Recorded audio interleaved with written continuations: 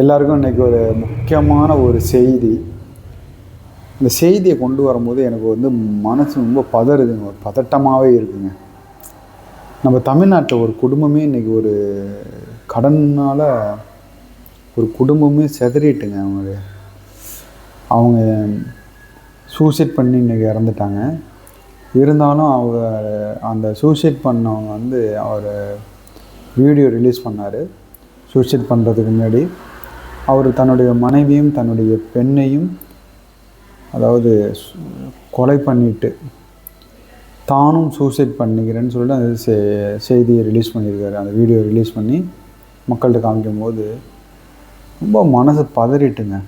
பார்க்கும்போது உண்மையிலேயே வந்து அவருடைய மனைவியையும் அவர் குழந்தையும் கொலை பண்ணிவிட்டு அவரும் சூசைட் பண்ணி இறந்துட்டார். அந்த கொலை வந்து ஒரு கொடூரமான இதுங்க.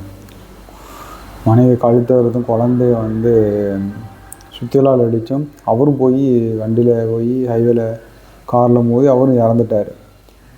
ஆனால் இது ஒரு கடன். அதான் அங்கே கடன் வந்து மனுஷன் வந்து நிம்மதி இல்லாமல் பண்ணுது இந்த உலகத்தில். அதான் தயவு செஞ்சு கடன் வாங்கும்போது நம்ம தகுதிக்கு நம்மளுடைய வருமானத்துக்கு ஏற்ற கடனை வாங்குங்க. அளவுக்கு மீறி ஆசைப்பட வேணாம். வாழ்க்கையில் ஆசைப்பட்டோம்னா அதை இழக்கிறது தான் அதிகம். நமக்கு சில பேர் சொல்லுவாங்க, ஆசை வார்த்தை கூறுவாங்க. சில இன்வெஸ்ட் பண்ணால் 10 லட்சம் போட்டால் 20 லட்சம் வரும், ஷேர் மார்க்கெட்டில் கிரிப்டோவில் காசு போட்டால் இவ்வளோ வரும் சொல்லி மட்டும் அதில் சேர்ந்துடாதீங்க. தயவு செஞ்சு இருக்கிறத வச்சு வாழ கற்றுக்குங்க. இருக்கிறத வச்சு வருமானத்தை பெருக்க பாருங்கள். உங்களால் உழைச்சி சம்பாதிச்சு அதை நல்ல ஒரு சேஃபான ஒரு முதலீட்டில் போடுங்க. சேஃபான முதலீடுனா பேங்கில் போடுங்க. ஃபஸ்ட்டு எஃபி இதுமாரி நிறையா இருக்குல்ல, அதுமாதிரி நமக்கு சேஃபாக எது இருக்கோ அதில் போட்டு நீங்கள் அதை நம்ம பணத்தை பாதுகாத்துருங்க.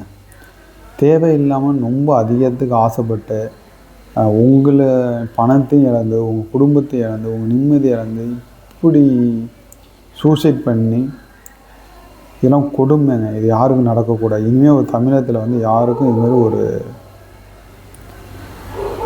இதுமாரி இதுதான் ஃபஸ்ட் அண்ட் கடைசியாக இருக்கும். இந்த சூசைட்டு கடனால் இறந்தது.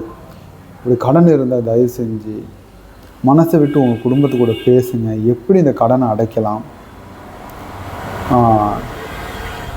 அதுக்கான ஒரு தீர்வை காணுங்க உட்காந்து. அதை விட்டுட்டு நீங்கள் சூசைட் பண்ண போகாதீங்க. நம்ம வசதியாக வாழ்ந்துட்டோம், நீங்கள் எப்படி வசதியாக வாங்கணும்? ஏங்க எல்லோரும் பிறக்கும்போது வசதியாக பிறந்தோம். வரும்போது கையில் எதுவுமே இல்லாதமாக வரோம். போகும்போது எதுவும் கொண்டு போகிறது கிடையாது. இருக்கும்போது கஷ்டம் நஷ்டம் எல்லாத்தையும் நம்ம அனுபவிச்சாங்க. அதுதான் மனித வாழ்க்கை. அதனால் கடவுள் நம்மளை அப்படி படைச்சிருக்காரு. எல்லாத்தையும் கஷ்டம் நஷ்டத்தெல்லாம் பார்த்து தாங்க வாழ்ந்துட்டு பூமி விட்டு போகிறோம்.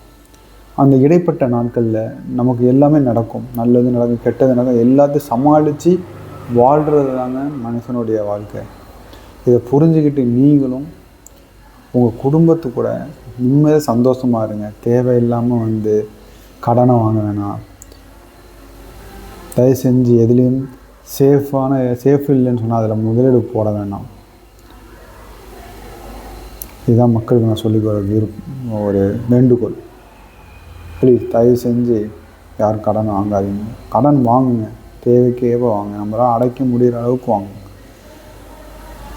வட்டிக்கு கண்டிப்பாக வாங்காதீங்க. வட்டிக்கு கொடுக்குறவங்களாம் ஒவ்வொருத்தவனும் ஃபாஸ்ட் வட்டி எவ்வளோ பெரிய வட்டிலாம் போட்டு தராங்க. அதெல்லாம் கொடுறங்க. தேவையாக மேக்ஸிமம் வாங்கினா பேங்கில் வாங்க பாருங்கள், இன்ட்ரெஸ்ட் கம்மியாக. தேவையில்லாமல் ஆட்கள்கிட்ட போய் வாங்கி வட்டிக்காரங்கிட்ட வாங்கி அந்த வட்டி பெருகி உங்களுக்கு கடன் அதிகமாகி உங்களுக்கு நிம்மதி இல்லாமல் போய் தேவையில்லாமல் நமக்கு வருமானத்துக்கு எப்போ எவ்வளோ கடன் வாங்கணுமோ அதை மட்டும் வாங்குங்க. அதுதான் மக்கள்கிட்ட நான் சொல்லிக்கிறேன்.